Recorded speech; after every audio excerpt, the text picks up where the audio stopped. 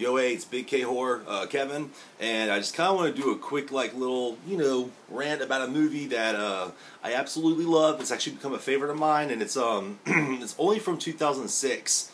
So, but funny enough, until recently, it's just now got theatrical and VOD, placement plans, but it's not been released in the U.S. at all since its inception in 2006.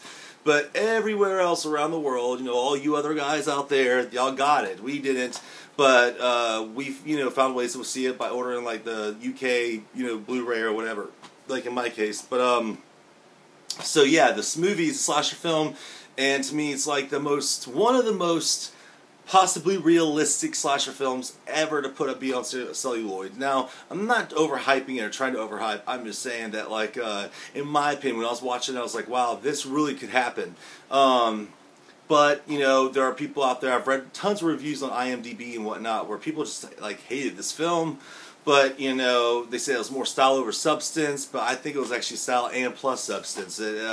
It's, like I said, it's very realistic. If you know who Larry Clark is, he did Kids, Kids, Bully, but I describe this as Larry Clark's Bully meets, Friday the 13th. Anyhow, sorry about that. Anyway, but, so the movie in question here is All the Boys Love Mandy Lane, and here's the Blu-ray, the UK Blu-ray, and, anyhow, the movie is pretty much a simple kind of setup paradigm. It isn't trying to break new ground, do something new, like Scream or something. No, it's taking the old staples of this type of subgenre of the slasher film, kind of like with what James Wan did with The Conjuring, with taking all the old typical cliches of the haunted house film, but still tweaking them to perfection for a new audience. Well, that's what this is for the slasher film, in my opinion. The techniques, the film techniques, the film stock they use, the film, I'm not really too ground in the technicalities of all the different types of film that was used for this particular film, but it's got a unique look, so to speak, that has also a timeless feel, plus it's a very retro. This looks like it came right out of the late 70s, early 80s. And to be very honest, it's a Texan slasher film, so and it's very gritty. It's like a hyper real gritty kind of, high def feel to it, but it definitely has a lot of hallmark touchings of the Texas Chainsaw Massacre, the original 1974 version, of how dark and gritty this gets. But it's not like Texas Chainsaw Massacre. It's not that film whatsoever. But it has, the Texas landscape and it uses those tropes. But anyway, pretty much, it takes the paradigm of the slasher film. An incident sets off something in the past, in the prologue, to bring it up to the present for the hints of the revenge of the killer to the group of people. In this case, it's a bullied high school kid who is best friends with Mandy Lane, played by Amber Heard, and perfectly so.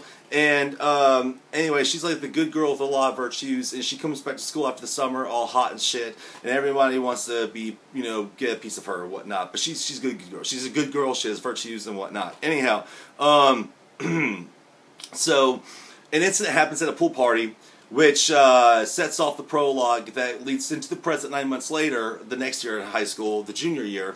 And pretty much no one talks to Emmett, the kid. There's something that involved Emmett at the pool party 9 months prior that results in someone's death by accident.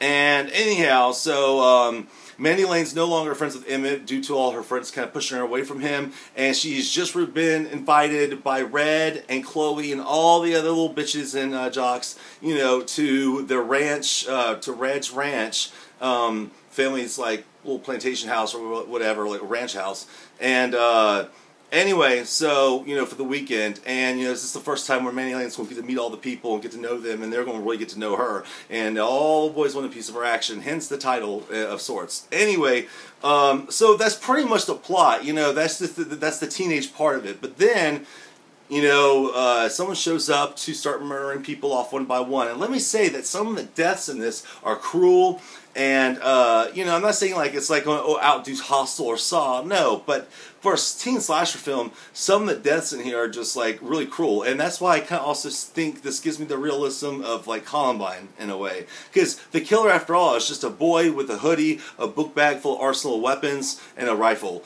with blades and knives and all this kind of other junk, and that's not revealing anything or ruining because you know who the killer is from the very get-go. Anyway, they don't hide that. But that does not take away from the fact that this movie has a fucking awesome finale and showdown and whatnot. But great fucking movie. And like it's just the way it was filmed. This is the first film I think by Jonathan Levine, and he went on to do like Warm Bodies and The Whackness. But Warm Bodies is the zombie romantic comedy that was actually really good.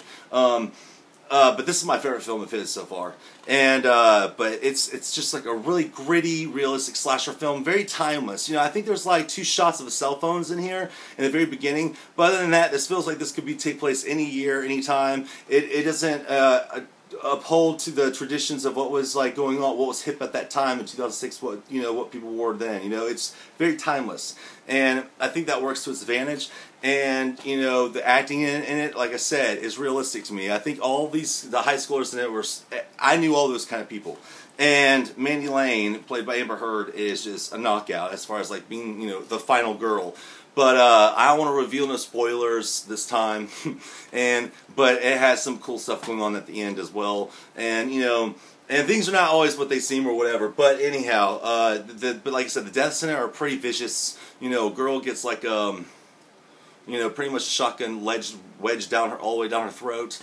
I won't say much beyond that. And you know, people get sliced across the face with knives and shit. It's just crazy. But anyway, damn good movie. I highly recommend it as a slasher film fan.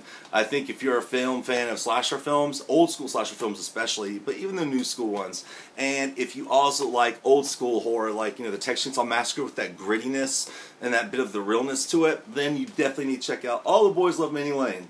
Alright, and that's all I gotta say about it, but it's one of my favorite films. Alright, peace out.